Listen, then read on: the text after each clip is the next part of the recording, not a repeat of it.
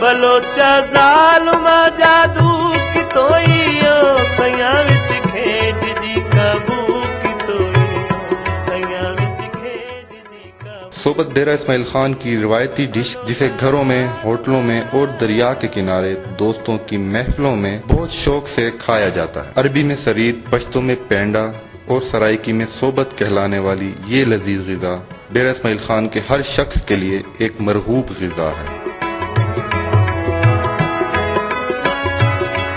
ثقافت ہماری مکمل زندگی کا احاطہ کیے ہوتی ہے اور کھانا پینا اس کا سب سے اہم حصہ ہے. ہر علاقے کا کوئی نہ کوئی پکوان اس کی ثقافت کا لازمی حصہ بن کر اس علاقے کی پہچان بن جاتا ہے. سندھ کے کنارے واقع ڈیرہ اسماعیل خان کا نام آتے ہی یہاں کی ثقافت کا حصہ یعنی صوبت کا تصور ذہن میں ضرور ابھرتا ہے. مختلف بولیاں بولنے والوں کو ایک ہی جگہ مل بیٹھنے اور اتفاق کو فروغ دینے میں ڈیرہ اسماعیل خان کی ثقافتی ڈش صوبت کا کردار ناقابل فراموش ہے.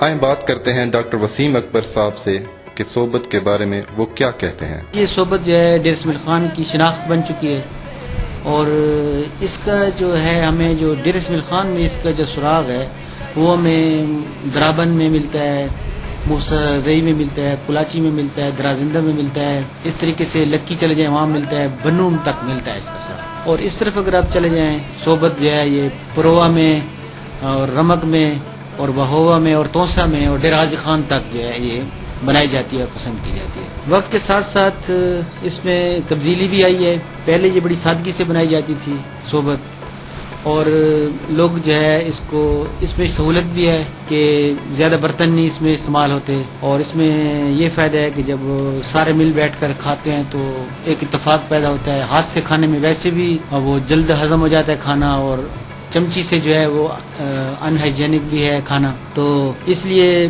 یہ کھانا جو ہے شادی ہو، غم ہو، دکھ سکھ میں جہاں بھی گیدرنگ ہو دوستوں کی اس میں یہ تیار کیا جاتا ہے.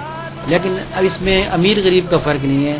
امیر لوگ بھی اسے کھاتے ہیں، غریب لوگ بھی کھاتے ہیں. بلکہ میں نے تو یہ بھی سنا ہے کہ بعض گھروں میں یہ ایسی بھی صوبت تیار کی جاتی ہے جس میں گوشت وغیرہ نہیں ہو اور اس کو غالباً اندھی ککڑ کی صوبت کہتے ہیں.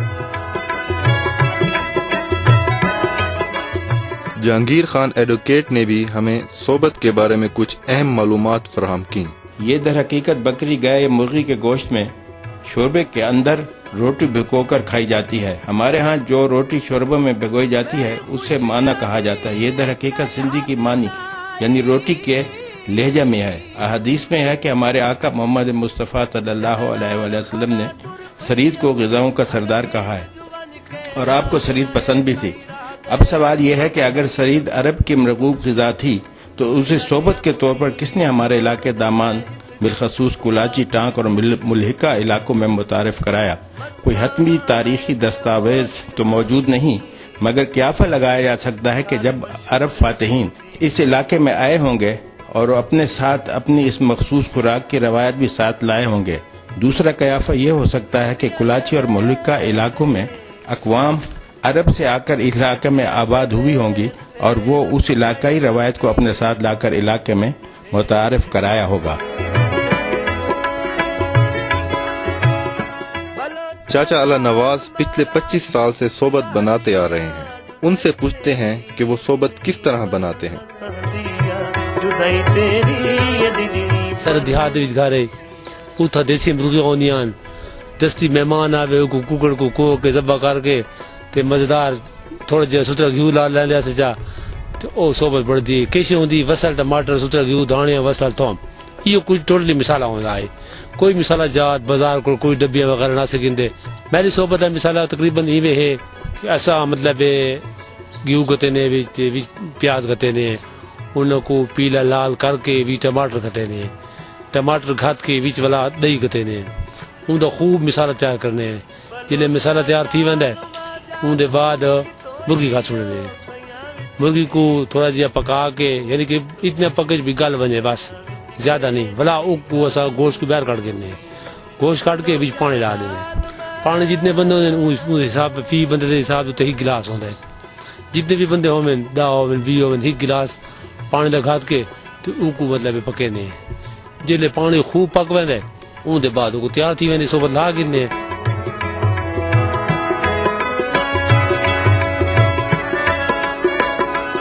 میری خوشیاں دی جب ہم نے صحبت کے اس نام کے حوالے سے مختلف لوگوں سے پوچھا کہ اس کا نام صحبت کیسے پڑا تو ہمیں مختلف رائے سننے کو ملی. صحبت جو ہے یہ لفظ نکلا ہے صوب اور بھت. صوب کا مطلب ہے خوشی اور بھت کا مطلب ہے کہ کوئی ایسی چیز جس کو آپ جمع کر دیں کسی برتن میں اور اس میں شوربہ ڈال دیں, یا یعنی وہ چاول ہوں یا کھچڑی ہو یا روٹی ہو تو اس کو بھت بنا دیں. تو اس کا مطلب یہ ہے کہ ایسا کوئی کھانا جو کہ صوب بھت جو کہ خوشی کے موقع پر کھایا جائے. صوب کا مطلب خوشی, یعنی جس طرح ثواب ہے اس طرح یہ اس میں سرائکی میں صوب کا لفظ خوشی کے لیے استعمال کیا جائے. تو یہ پھر وقت کے ساتھ ساتھ یہ صحبت بن گیا. صحبت غالباً شوربت کا بگڑا ہوا لفظ بھی ہو سکتا ہے, یعنی شوربہ اور بھات.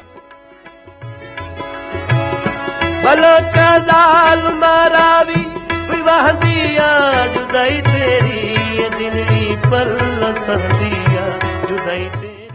صحبت کی لذت اور پسندیدگی کا اندازہ ہم اس بات سے بھی لگا سکتے ہیں کہ یہ نہ صرف ڈیرہ اسماعیل خان کے لوگ شوق سے کھاتے ہیں بلکہ پنجاب اور دیگر علاقوں کے عوام کی بھی یہ پسندیدہ غذا ہے. پنجاب سے آئے ہوئے ایک مہمان سے ہم نے بات کی. میرا تعلق پنجاب سے ہے. میرا جب بھی ڈیرہ آنے کا اتفاق ہوتا ہے میں ڈیرہ اسماعیل خان میں آ کر صحبت بہت شوق سے کھاتا ہوں. یہ ادھر کی ایک روایتی ڈش ہے, یہ ایک اچھی ڈش ہے جس کو میں بہت زیادہ پسند کرتا ہوں. میں جب بھی ڈیرہ اسماعیل خان اپنے کسی ذاتی کام سے آتا ہوں صحبت ضرور کھاتا ہوں. بلوچا ظالم جادو کی تو جنوبی وزیرستان کے ایک شخص سے ہم نے بات کی. میں جنوبی وزیرستان سدین تحصیل لدہ کا رہنے والا ہوں. 7-8 سال پہلے میں ڈیرہ اسماعیل خان آیا تھا. ڈی اے خان کی ایک مشہور ڈش جسے صحبت کہتے ہیں بہت مزیدار ہوتی ہے. جب میں نے آج سے 6 سال پہلے مختلف ہوٹلوں پر کھائی تو نہ صرف اس کا ذائقہ مزیدار تھا بلکہ صحبت کھاتے ہوئے ایک دوسرے کے ساتھ جس طرح یکجہتی کا احساس ہوتا ہے اس کا بہت مزہ آتا ہے. ڈی اے خان میں اور بھی کئی مشہور کھانے ہیں لیکن میرا خیال ہے ان میں سب سے زیادہ صحبت مشہور ہے اور تقریباً ہر ہوٹل پر تیار کی جاتی ہے. مشہور دی ہر چشائی ایگنا زدا یا انج صحبت در مشہور دی رہے تہی راہ دے وچ سم پئیم کوئی لڈ اپنی بھی چھوڑ دیندا اس گل تو.